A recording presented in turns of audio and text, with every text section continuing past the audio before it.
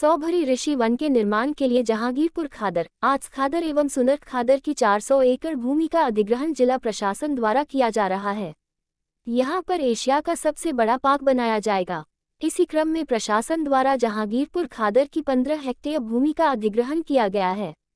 इस भूमि पर वर्तमान में निषाद समाज के करीब 150 परिवार खेती कर रहे हैं। इन काश्तकारों की माने तो इनकी 3 पीढ़ियां उक्त उपजाऊ भूमि पर खेती करती आ रही हैं।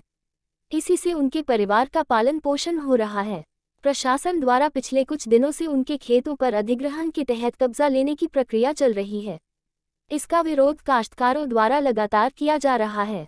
प्रशासन द्वारा काश्तकारों की न सुने जाने के चलते अब किसानों ने वृंदावन किसान संघर्ष समिति के बैनर तले कालीदह क्षेत्र में किसान सत्याग्रह शुरू कर दिया गया है।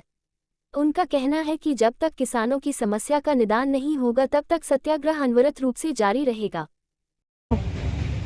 देखिए, विगत 5 जनवरी को ये सभी किसानों की जो ज़मीन थी वो सब पुलिस ने ज़ोर ज़बरदस्ती से पुलिस के दम पर लाठी के दम पर उत्पीड़न करके उनकी फसल जोत दी और वो ज़मीन इनसे छीन ली।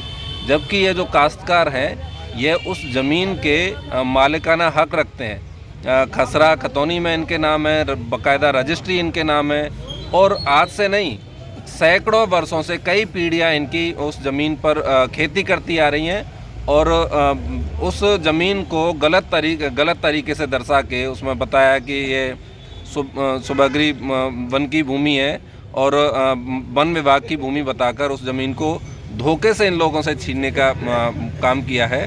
एक तरफ ये लोग डीएम साहब से मिलते हैं, डीएम साहब ने कहा कि हम इसकी जांच कराएंगे और दूसरी तरफ डीएम साहब दूसरे ही दिन पूरे फोर्स पूरा बल के साथ भेजकर महिलाओं को पिटवाया, बच्चों को पिटवाया, बुजुर्गों के साथ मारपीट हुई और जबरन उनके बुलडोज़र चलाकर, जैसा कि ये सरकार करती है कि बुलडोज़र का डर दिखाकर जो काम करती है, बुलडोज़र के दम पर इन लोगों की ज़मीन छीनी गई है। उसके विरोध में ये सभी कल से सत्याग्रह शुरू हुआ था।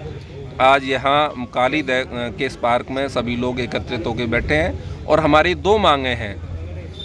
पहली ये कि जो झूठे मुकदमे लगाए गए हैं वो वापस होनी चाहिए और दूसरी यह कि हमारी जो ज़मीन जबरन हमसे छीनी गई है वो हमारी ज़मीन वापस हो, अन्यथा हम एक बड़े आंदोलन के लिए हम लोग रणनीति बनाकर तैयार हैं।